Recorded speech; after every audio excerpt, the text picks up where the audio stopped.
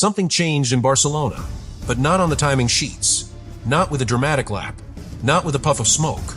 What changed was how people looked at Ferrari. It wasn't just the calm debut of the SF26. It wasn't even the fact that they skipped day one while others scrambled for mileage. It was what started happening in the background after the car returned to the garage. Multiple team sources flagged it, not to journalists, not on the record, but through quiet calls to their own technical directors. Because what Ferrari ran during day two, especially in wet conditions, wasn't expected. And more importantly, it wasn't fully explained. Several engineers noticed a behavioral pattern in the car's response. Something subtle in how the rear end compressed under torque. It didn't look like traditional load transfer. It looked artificial. Then came the strange moment. Two FIA delegates approached the Ferrari garage late in the afternoon. No cameras followed, but from the paddock terrace, you could see the body language. It wasn't a visit. It was an inquiry. That night, the word clarification appeared in internal team briefings.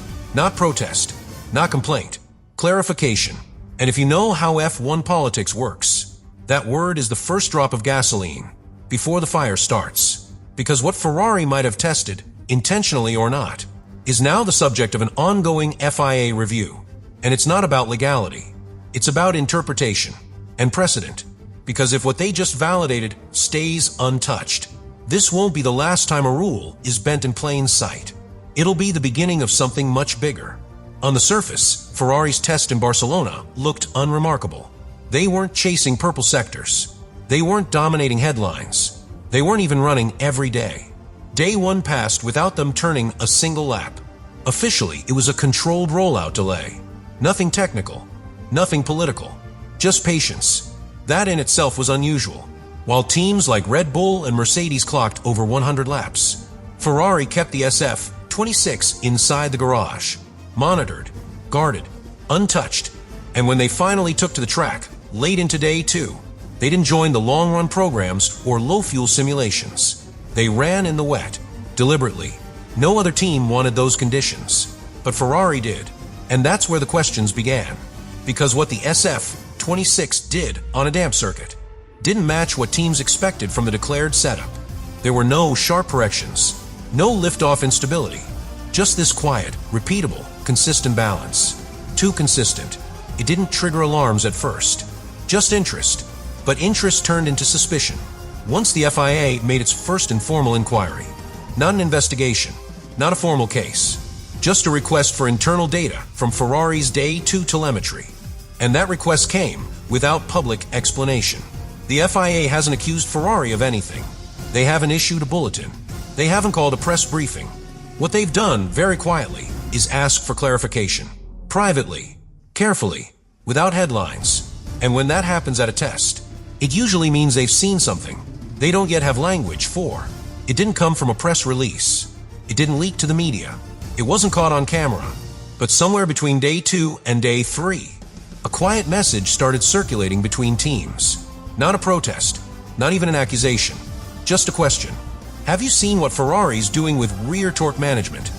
That one sentence spread fast, not because of what it said, but because of who said it. The source wasn't a rival engineer.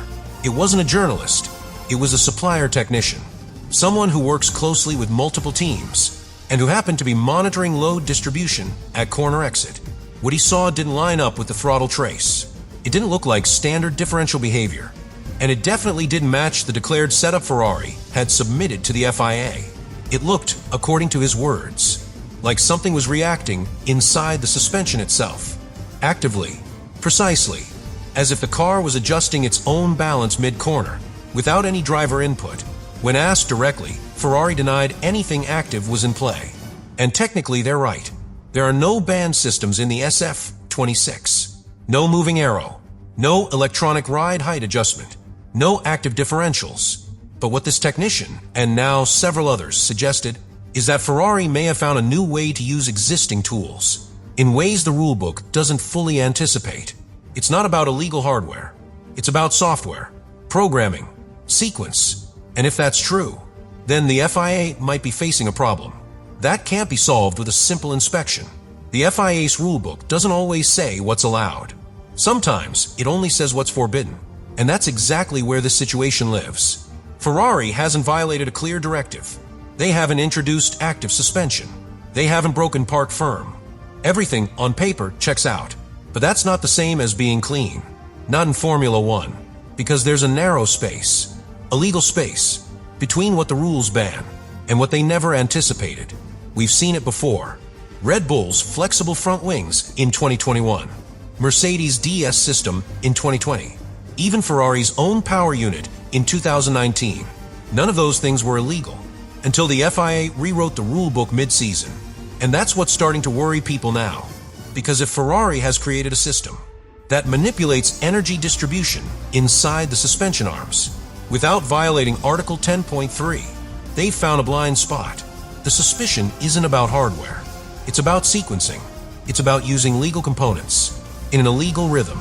If, for example, the way the MGUK delivers torque can be mapped to trigger specific load characteristics in the rear pushrod, and if that mapping is invisible to standard scrutineering, then Ferrari may have built something entirely new.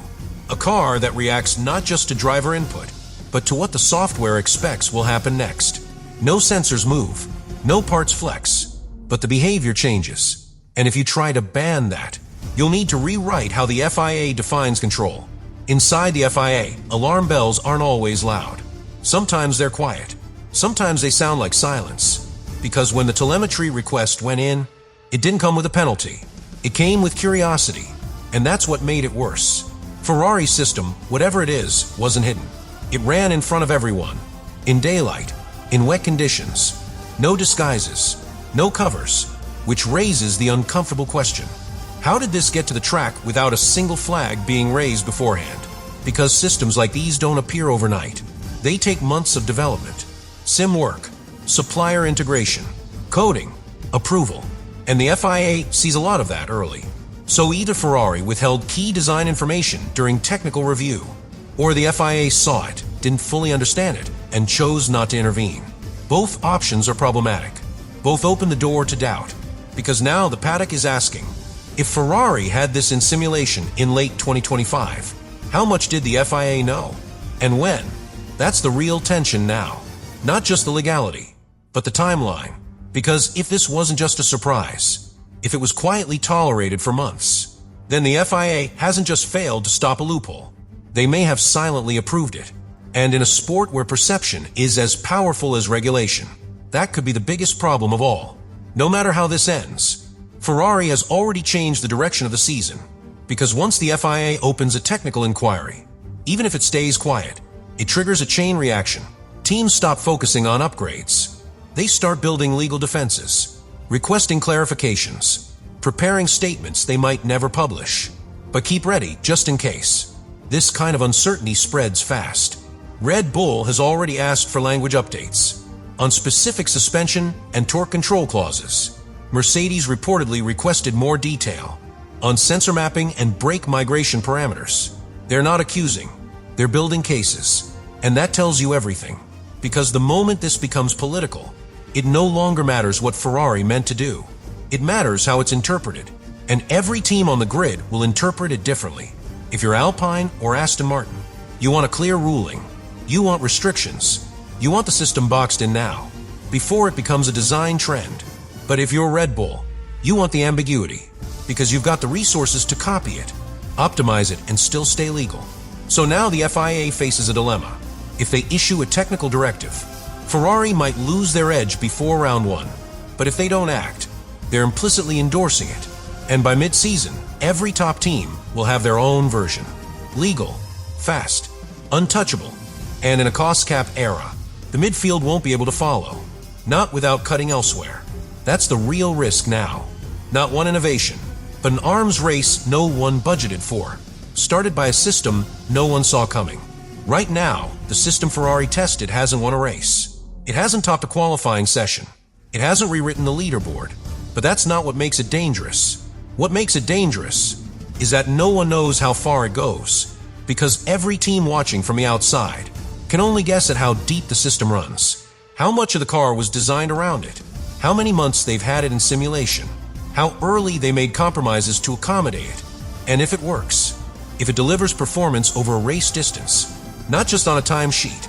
Then Ferrari hasn't just found an edge. They've found leverage. Leverage over the rulebook, over interpretation, over timing. Because once the FIA lets something like this run through the opening rounds, pulling it back becomes almost impossible. The precedent is set, and you can't unallow a concept. Once it's been seen on 3 continents, that's what happened with DAS. That's what happened with flexible wings. And that's what teams fear now.